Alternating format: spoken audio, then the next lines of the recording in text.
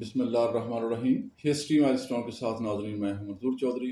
اگر آپ میرے چینل پر نئے ہیں تو مہربانی کر کے اس کو سبسکرائب کر لیں اور ساتھ ہی بیل آئیکن کے بٹن کو پریس کر لیں تاکہ میری آنے والی ویڈیوز آپ کو ملتی رہے۔ مجھے پتا ہے کہ تم مجھے مارنے آئے ہو، بزدلو چلاؤ گولی اور مجھے مار دو، لیکن یاد رکھو کہ تم صرف ایک شخص کو مارو گے، ایک آدمی کو مارو گے۔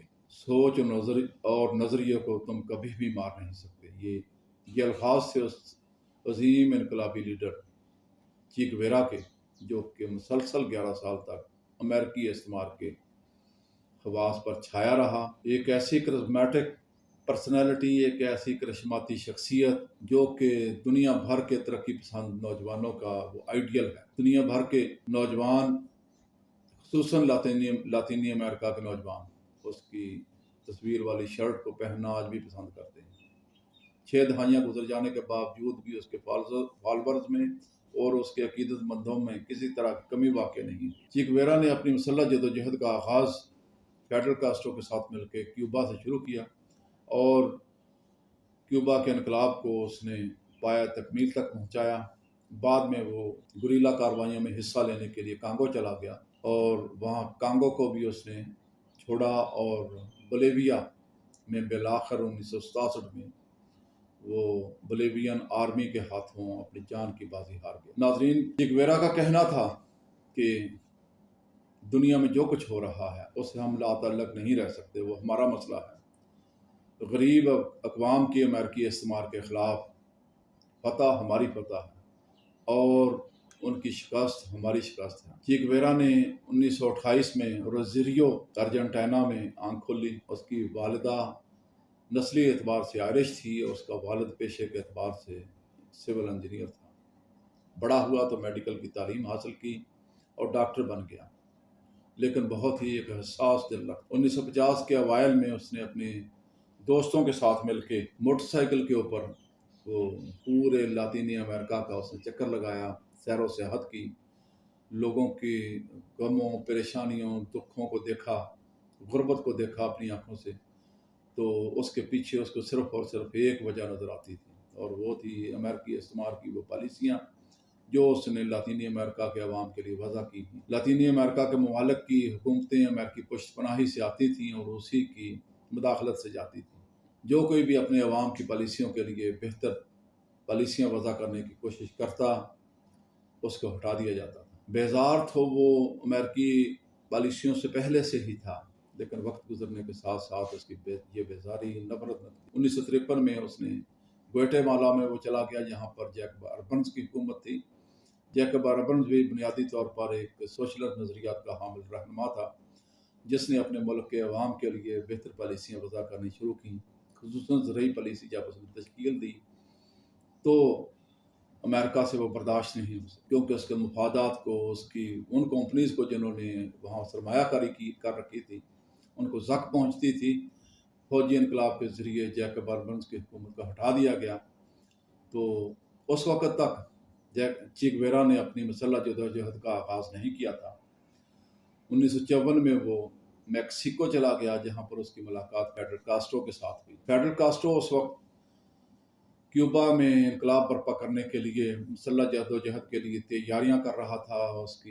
وہاں پر اس کے ساتھ ملا اور دونوں ساتھی آخر وقت تک اکٹھے رہے، صرف ان چند سالوں کے لیے جب کیوبا کو چی گویرا نے چھوڑ دیا تھا۔ 1956 کے دسمبر میں اپنے ساتھیوں سمیت جب فیڈرل کاسٹرو میکسیکو کو چھوڑ کے کیوبا کے ساحل کے اوپر اترا تو اس وقت چی گویرا اس کے ساتھ تھا۔ آتے ہی ان کے اوپر آفتیں نازل ہوئیں۔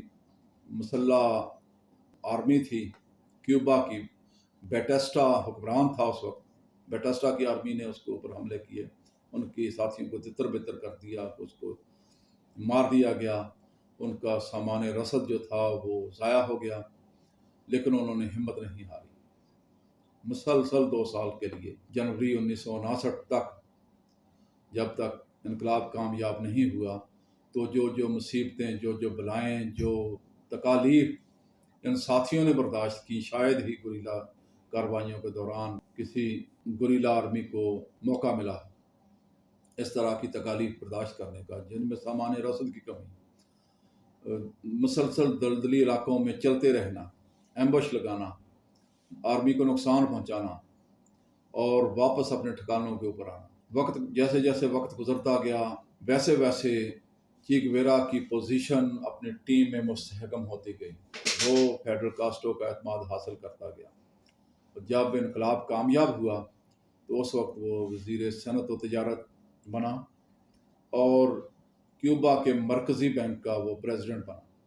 اس کے علاوہ اور بہت ساری ذمہ داریاں فیڈرل کاسٹرو نے اس کو سونپیں، جس میں وہ ٹریبیونلز کے فیصلوں کے اوپر اس نے نظر ثانی کرنی ہوتی تھی، جو کہ اس وقت کے بیٹسٹا کے ساتھیوں کے خلاف جو مقدمات چل رہے ہوتے تھے۔ اسی دوران اپنے دوران حکومت میں چی گویرا نے کیوبا کی نمائندگی کی مختلف ممالک میں، پاکستان سمیت وہ بہت سارے ممالک میں اس نے دورہ کیا اور اپنے انقلابی حکومت کی پالیسیوں کو اس نے لوگوں کے اوپر واضح کیا۔ 1965 میں ناظرین، کیونکہ وہ ایک عملیت پسند نوجوان تھا اور اس کی روح کو کہیں بھی چین نہیں آ رہا تھا، وہ دفتری ماحول کا اس طرح سے عادی نہیں تھا، اس نے کیوبا سے روپوشی اختیار کی، کیوبا حکومت کو ریزائن کیا اور کانگو چلا گیا، جہاں پر مسلح جدوجہد جاری تھی۔ کانگو میں بھی اس کے لیے حالات سازگار نہیں تھے، وہاں سے وہ بولیویا چلا گیا، جہاں پر اس وقت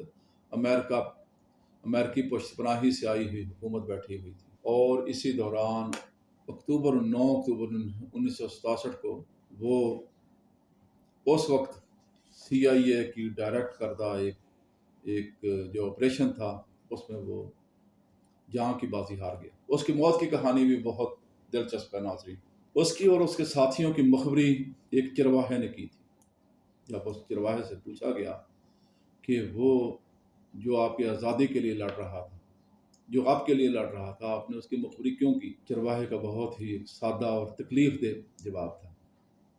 اس نے کہا کہ ان انقلابیوں کی گولیوں سے میرے جانور، میری بھیڑ بکریاں جو ہیں وہ خوفزدہ ہوتی ہیں۔ ناظرین، یہ ان قوموں کے لیڈروں کا حال ہوتا ہے، ان کو موت کو گلے لگانا پڑتا ہے جب اس کی قوم کے افراد یا جن کے لیے وہ لڑ رہے ہوتے ہیں، جب اس کی قدر نہیں کرتے، جب وہ ان کی کاز کو نہیں سمجھتے۔ اپنا بہت سا خیال رکھیے گا۔ خدا حافظ۔